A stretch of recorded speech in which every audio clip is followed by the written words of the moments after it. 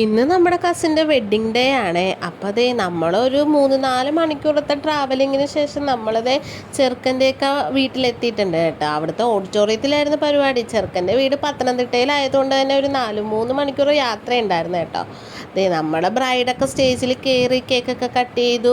ദേ വൈനൊക്കെ രണ്ടുപേരും കൂടി ഷെയർ ചെയ്ത് കുടിക്കുന്നുണ്ട് കേട്ടോ. അതൊക്കെ കഴിഞ്ഞ് നമ്മൾ കുറച്ച് നേരം അവിടെ പരിപാടിയൊക്കെ നോക്കി നിന്നിട്ട് നമ്മൾ പെണ്ണിൻ്റെ വീട്ടുകാരായതുകൊണ്ട് നമ്മൾ ആദ്യത്തെ പന്തിയിൽ തന്നെ കയറി ഫുഡ് കഴിക്കാൻ ഇരുന്നിട്ടുണ്ട് കേട്ടോ.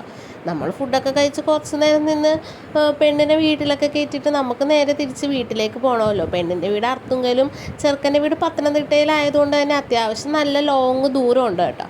സ്റ്റേജൊക്കെ അവർ നല്ല രീതിയിൽ ഡെക്കറേഷൻ ചെയ്തിട്ടുണ്ടായിരുന്നേ. ആ ലൈറ്റും കൂടെ വന്നപ്പോൾ കാണാൻ നല്ല ഭംഗിയുണ്ടായിരുന്നേ.